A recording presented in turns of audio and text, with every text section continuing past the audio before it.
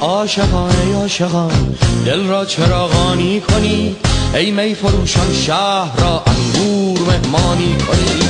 معشوق من بگشوده در روی گدای خانش، تا سرکشم من جرعه‌ای از ساغر و پیمانش. بزم است و رقص است و طرب مطرب نوایی ساز کن، در مقدم او بهترین تصنیف را باز کن. مجنون بوی لیلیم در کوی او جایم کنی، همچون غلام خانش زنجیر در پایم کنی. ای عاشقان ای عاشقان دل را چراغانی کنی، ای می فروشان شهر را انگور مهمانی کنی. معشوق من بگشوده در روی گدای خانش، تا سرکشم من جرعه‌ای از ساغر و پیمانش.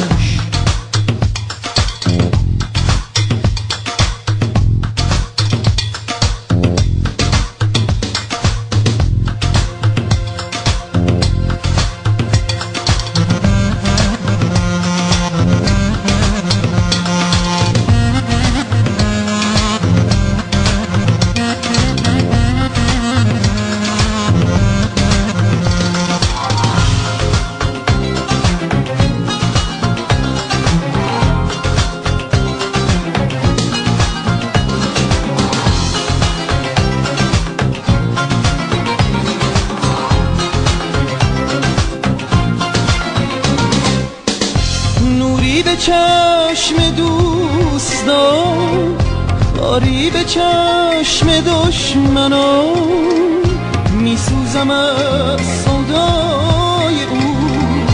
این شعله را افزون کنی، چندان که خونم در سبو از روح و جانم میرود. ای عاشقان از قلب من پیمانه ها پرخون کنید.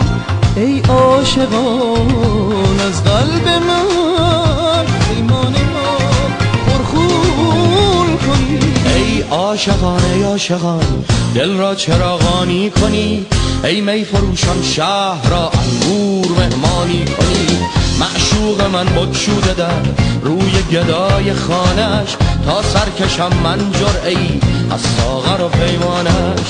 بزم است و رقص است و طرب مطرب نوایی ساز کن، در مقدم او بهترین تصنیف را باز کن. مجنون بوی لیلیم در کوی او جایم کنی، همچون غلام خانش زنجیر در پایم کنی. ای عاشقان ای عاشقان دل را چراغانی کنی، ای می فروشان شهر را انگور مهمانی کنی. معشوق من بگشوده در روی گدای خانش، تا سرکشم من جرعه‌ای از ساغر و پیمانش.